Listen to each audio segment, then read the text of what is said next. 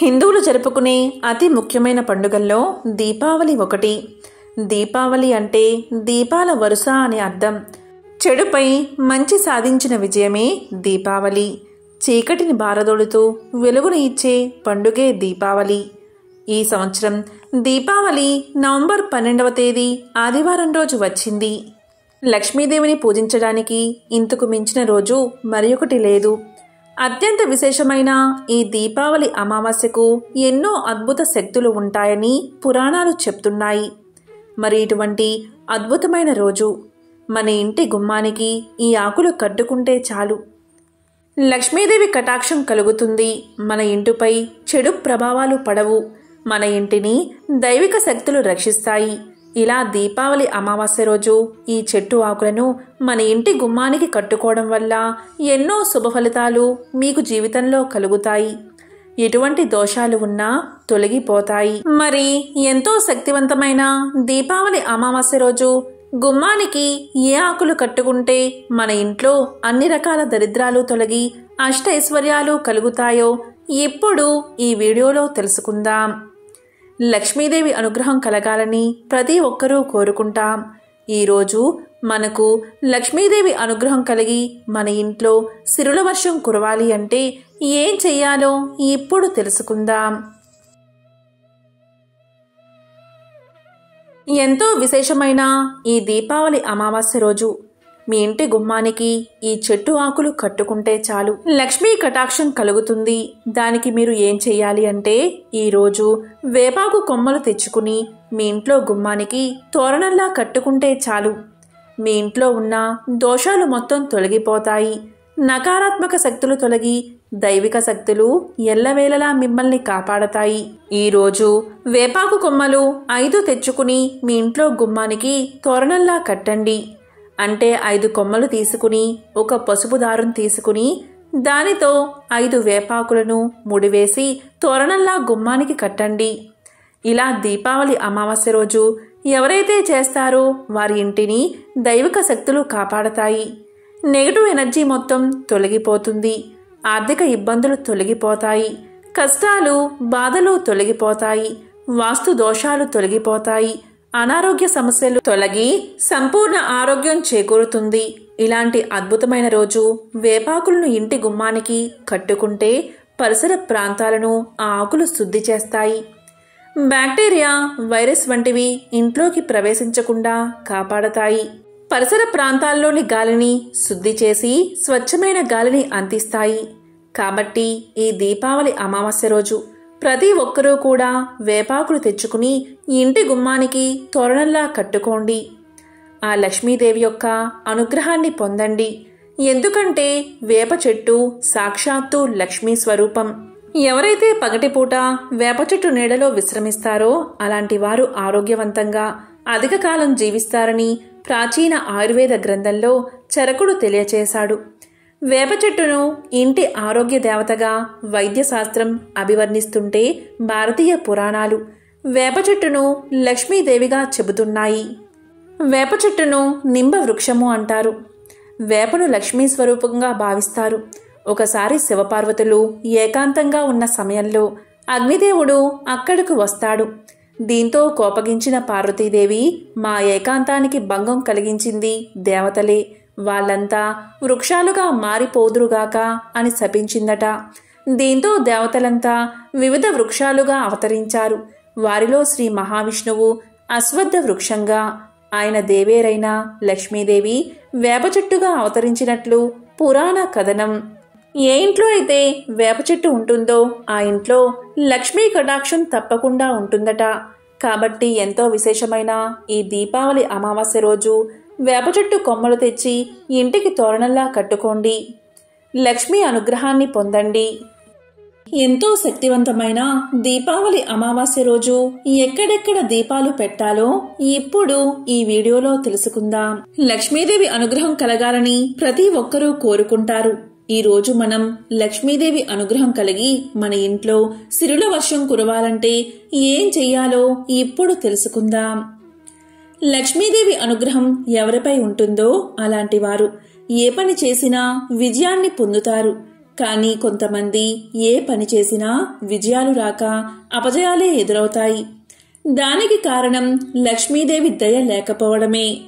ఒక ఉదాహరణ చూద్దాం. మీరు విద్యార్థి దశలో ఉన్నప్పుడు మీకంటే తక్కువ మార్కులు వచ్చినవారు గవర్నమెంట్ ఉద్యోగాలలో లేదా విదేశాల్లో స్థిరపడ్డం మీరు చూసే ఉంటారు. కానీ బాగా చదువుకున్నవారు ఆర్థిక ఇబ్బందులు అనుభవించడం వంటి సమస్యలు తలెత్తుతూనే ఉంటాయి. ఇవన్నీ మనం జీవితంలో చూస్తూనే ఉంటాం. దీనికి కారణం లక్ష్మీదేవి దయ మనకు లేకపోవడమే. మరి లక్ష్మీదేవి దయ అనుగ్రహం మనపై ఉండాలి అంటే ఏం చెయ్యాలో ఇప్పుడు తెలుసుకుందాం. ఉదయం లేవగానే మనం మన కుడి అరచేతిని చూసుకోవాలి, లేదా గోవును చూడాలి, లేదా మన ముఖాన్ని మనము అద్దంలో చూసుకోవాలి. ఇలాంటి పనులు చేయడం వల్ల లక్ష్మీదేవి అనుగ్రహాన్ని పొందవచ్చు. అదేవిధంగా మనం తెల్లవారుజామున నిద్ర లేవగానే ముందుగా పెరటి వాకిలి లేదా వెనుక వాకిల్ని తెరిచిన తర్వాతనే ప్రధాన ద్వారం తెరవాలి.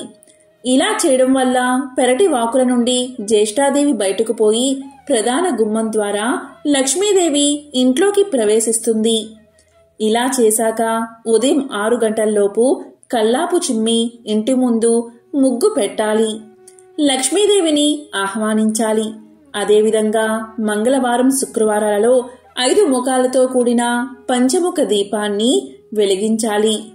ఇలా వెలిగిస్తే లక్ష్మీదేవి అనుగ్రహం మనకు కలుగుతుంది. నరఘోష, నరపీడ తొలగిపోతాయి. అలాంటి ఇంట్లో లక్ష్మీదేవి సిరుల వర్షం కురిపిస్తుంది. అదేవిధంగా మీ ఇంటికి మంగళవారం మరియు శుక్రవారాలు ముత్తైదువులు వస్తే వారికి కుంకుమ, మంచినీరు ఇవ్వడం మర్చిపోవద్దు. అదేవిధంగా అమావాస్య, పౌర్ణమి లాంటి శూన్యతిథులు అంటే లక్ష్మీదేవికి ఎంతో ప్రీతికరం. పౌర్ణమి రోజు సాయంత్రం స్నానాదులు ముగించుకుని సత్యనారాయణ స్వామిని తులసీ దళాలతో పూజిస్తే లక్ష్మీదేవి అనుగ్రహం మీకు కలుగుతుంది. అలాంటి ఇంట్లో లక్ష్మీదేవి స్థిర నివాసం ఏర్పాటు చేసుకుంటుంది. అదేవిధంగా మారేడు దళాలతో ప్రతిరోజు లక్ష్మీదేవిని భక్తి శ్రద్ధలతో పూజిస్తే శ్రీ మహాలక్ష్మీదేవి యొక్క అనుగ్రహం కలిగి సకల ఐశ్వర్యాలు కలుగుతాయి. అదేవిధంగా ప్రదోష కాలంలో అంటే సాయంత్రం 6 నుంచి 7 గంటల మధ్య శివ పంచాక్షరి మంత్రాన్ని జపిస్తే చాలు. అంటే ప్రదోషకాల సమయంలో లక్ష్మీదేవితో పాటు సకల దేవతలు శివతాండవం చూడడానికి కైలాసానికి వెళ్తారు. ఈ సమయంలో జపించే శివ పంచాక్షరి వల్ల సకల దేవతల అనుగ్రహంతో పాటు లక్ష్మీదేవి అనుగ్రహం కలిగి అఖండ ఐశ్వర్యం ప్రాప్తిస్తుంది. ప్రదోష కాలంలో ఒక్క శివాలయాన్ని మాత్రమే దర్శించాలి. ఎందుకంటే మిగిలిన దేవతలంతా కైలాసంలో శివతాండవం చూస్తూ ఉంటారు. అదేవిధంగా లక్ష్మీదేవిని పూజించే సమయంలో పొంగలిని నైవేద్యంగా పెట్టి ఎర్రటి పువ్వులతో పూజిస్తే సకల ఐశ్వర్యాలు కలుగుతాయి. అదేవిధంగా లక్ష్మీదేవికి అమావాస్య అంటే కూడా చాలా ఇష్టం. అందుకే మనం దీపావళి పండుగను అమావాస్య రోజు జరుపుకుంటాం. ఈ రోజు అమ్మవారిని భక్తి శ్రద్ధలతో ధూపదీప నైవేద్యాలతో పూజిస్తే అఖండ లక్ష్మీ కటాక్షం కలుగుతుంది. దీపావళికి ఒక రోజు ముందే ఇల్లంతా కడగాలి. వీలు కాకపోతే తడిగుడ్డతో అయినా తుడవాలి. ఇంట్లో దేవతా ప్రతిమలు లేదా పటాలను మంచి నీటితో కడిగి శుభ్రంగా తుడవాలి. పూజా గృహాన్ని శుభ్రం చేసుకోవాలి.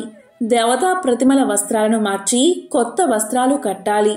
లక్ష్మీదేవి కూర్చుని ఉన్న పటాన్ని కాని విగ్రహం కాని ఉంటే ఆమెకు ఎడమవైపు గణపతి పటాన్ని ఉంచాలి.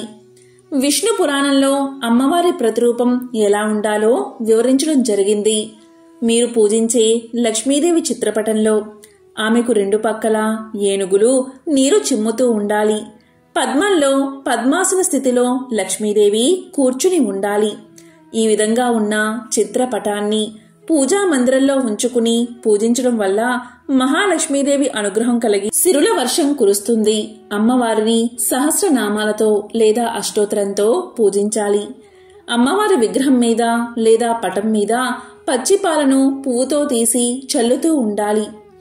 దీపావళి నాటి రాత్రంతా మట్టి మూకుడిలో స్వచ్ఛమైన ఆవు నెయ్యి పోసి దీపాన్ని వెలిగించాలి. రాత్రివేళ లక్ష్మీదేవి సమక్షంలో ఒక వెండి పాత్రలో కర్పూరాన్ని వెలిగించి అమ్మవారికి హారతి ఇవ్వాలి. ఇలా చేయడం వల్ల అన్ని రకాల బాధల నుండి విముక్తి కలిగి సుఖశాంతులు కలుగుతాయి. ఇక దీపావళి రోజు తప్పకుండా ఈ చోట్ల దీపాన్ని వెలిగించాలి. ఇలా చేస్తే మహాలక్ష్మి యొక్క ఆశీర్వాదం మీకు కలుగుతుంది. దీపావళి పండుగ రోజు ఇల్లు దీపాల వెలుగులో కలకలలాడిపోతుంది. రంగురంగుల దీపాలు వెలుగుతూ ఉంటాయి. దాదాపు ఇల్లంతా దీపాల వెలుగులు విరజిమ్ముతూ ఉంటాయి. నిజానికి దీపావళి నాడు వెలిగించిన దీపాల లెక్క ఒకటుంది. ఆచారాలు నమ్మకాల ప్రకారం వెలిగించాల్సిన దీపాలు వెలిగించాల్సి ఉంటుందని పురాణాలు చెబుతున్నాయి. దీపావళి నాడు మీ ఇంటి ముందు 13 దీపాలు వెలిగిస్తే చాలా మంచిది. ఆ 13 దీపాలను ఎక్కడ పడితే అక్కడ వెలిగించకూడదు. అవి పెట్టే ప్రదేశాలు బట్టి ఆ ఇంటికి జరిగే శుభాలు ఆధారపడి ఉంటాయి. హిందూ మత సాంప్రదాయం ప్రకారం 13 దీపాలను దీపావళి నాడు వెలిగించాలి. వాటిని పెట్టే ప్రదేశాన్ని బట్టి ఆ ఇంటికి మంచి జరుగుతుంది. ఎక్కడ పెడితే ఎలాంటి మేలు జరుగుతుందో ఇప్పుడు తెలుసుకుందాం. దీపావళి నాడు మీరు వెలిగించే మొదటి దీపం మీ కుటుంబానికి రక్షణ లాంటిది. ఊహించని మరణం నుంచి కుటుంబాన్ని రక్షిస్తుంది. ఆ రోజు కుటుంబ సభ్యులందరి సమక్షంలో 13 దీపాలను వెలిగించాలి. అందులో మొదటి దీపాన్ని ఇంటి బయట చెత్త వేసే దగ్గర దక్షిణం వైపు ఉంచాలి. ఇక రెండో దీపాన్ని నెయ్యితో వెలిగించాలి. ఇది మీకు అదృష్టాన్ని తెచ్చే దీపం. దీన్ని మీ పూజా మందిరం ముందు ఉంచాలి. ఇందులో 3 వత్తులు వేయాలి. అందులో ఒకటి కుంభవత్తి ఉండాలి. ఇక మూడో దీపం మీ కుటుంబ శ్రేయస్సు సమృద్ధి కోసం, లక్ష్మీదేవి ఆశీర్వాదం కోసం ఈ మూడో దీపం. ఈ దీపాన్ని లక్ష్మీదేవి పటం ముందు ఉంచాలి. నాలుగో దీపం మీ ఇంట్లో శాంతిని సంతోషాన్ని నింపుతుంది. దీన్ని తులసి మొక్క ముందు ఉంచాలి. ఇక ఐదో దీపం మీ ఇంట్లోకి ఆనందాన్ని ప్రేమను స్వాగతిస్తుంది. దీన్ని ఇంటి ప్రధాన ద్వారం ముందు ఉంచాలి. ఆరో దీపాన్ని ఆవ నూనెతో వెలిగిస్తే మంచిది. ఇది చాలా శుభప్రదమైనది. ఈ దీపం మీ ఇంట్లోని ఆర్థిక సంక్షోభాలను అనారోగ్యాలను దూరం చేస్తుంది. కీర్తి సంపదను తెచ్చి పెడుతుంది. అందుకే ఈ దీపాన్ని రావి చెట్టు ముందు ఉంచాలి. ఇలా చేస్తే మీ ఇంట్లో ఉన్న కష్టాలు తొలగిపోతాయి. ఇక ఏడో దీపాన్ని మీ ఇంటికి దగ్గరలో ఉన్న ఏదైనా దేవాలయం ముందు వెలిగించాలి. ఇక ఎనిమిదో దీపాన్ని మీరు చెత్త పడేసే ప్రదేశం వద్ద వెలిగించాలి. మీ ఇంట్లోని నెగటివ్ ఎనర్జీ బయటకు పోయి పాజిటివ్ ఎనర్జీ ప్రవహించాలంటే 9వ దీపాన్ని మీ బాత్రూమ్ గుమ్మాల వద్ద వెలిగించాలి. 9వ దీపం ఇంటి చుట్టూ సానుకూల శక్తి ప్రవాహాన్ని నిర్వహించడానికి ఇంటి వాష్రూమ్ బయట ఉంచాలి. ఇక 10వ దీపం ఇంటి రక్షణకు సంబంధించింది. దీన్ని ఇంటి పైకప్పు కోసం కాస్త ఎత్తులో పెట్టాలి. 11వ దీపం ఉత్సాహం చురుకుదనాన్ని సూచిస్తుంది. ఇంట్లోని వారందరూ అలా ఉండాలి అంటే 11వ దీపాన్ని కిటికీ వద్ద వెలిగించాలి. 12వ దీపాన్ని అందరికీ కనిపించేలా వెలిగించాలి. ఇంటి టెర్రస్ లేదా రూఫ్ టాప్ మీద వెలిగించాలి. 13వ దీపాన్ని మీ ఇంటికి వెళ్లే దారిలో ఎక్కడైనా వెలిగించండి. ఎక్కడైనా వెలిగించాలి. దీపావళి అంటేనే దీపాల వరుస అని అర్థం. అలా అని అన్ని దీపాలు వరుసగా పెట్టమని కాదు. ఇలా 13 దీపాలను వెలిగిస్తే మీ ఇల్లు సుఖ సంతోషాలతో, భోగ భాగ్యాలతో, ఆయురారోగ్యాలతో విలసిల్లుతుంది. ఇక దీపాలను కేవలం మట్టి ప్రమిదల్లోనే వెలిగించాలి. కొవ్వొత్తులు పెడితే అవి దీపాలు కావు. కాబట్టి ఎంతో శక్తివంతమైన ఈ రోజు ఇలాంటి విధి విధానాలు పాటించి లక్ష్మీదేవి అమ్మవారి యొక్క అనుగ్రహాన్ని పొందండి. దీపావళి అమావాస్య లక్ష్మీదేవికి ఎంతో ప్రీతికరం. ఈ రోజు రాత్రి అమావాస్య గడియల్లో అమ్మవారిని భక్తి శ్రద్ధలతో పూజించి దీపారాధన చేస్తారు. లక్ష్మీదేవి వాహనం గుడ్ల గూప. సూర్యాస్తమయం అయితేనే దాని కళ్ళు కనబడతాయి. కనుక లక్ష్మీదేవి తన వాహనమైన గుడ్లగూపను ఎక్కి విహారం చేస్తూ తనని ఎవరైతే భక్తిగా కొలుస్తారో, దీపారాధన వెలుగులతో ఏ ఇల్లు కలకలలాడుతుందో ఆ ఇంట్లోకి అమ్మవారు ప్రవేశించి అష్ట ఐశ్వర్యాలను కురిపిస్తుంది. దీపావళి అమావాస్య రోజు ప్రత్యేకంగా నేతి దీపాలు అంటే ఆవు నెయ్యి దీపాలు లేదా నువ్వుల నూనెతో దీపాలను వెలిగించాలి. ఈ ఒక్కరోజు మాత్రం తైలంలో లక్ష్మీదేవి, నీటిలో గంగాదేవి ఉంటుందని పురాణ వచనం. కాబట్టి లక్ష్మీదేవి తనకు ప్రతికూలంగా ఉండే దీపాలు ఎక్కడ ఉంటే అక్కడ ఆమె అనుగ్రహం చూపిస్తుందని, కనుక దీపావళి రోజు సూర్యాస్తమయం తర్వాత దీపాలను వెలిగించాలని, దీపాలు జ్ఞానానికి, ఐశ్వర్యానికి సంకేతాలని, ఆనందానికి ప్రతీకలని పురాణ వచనం.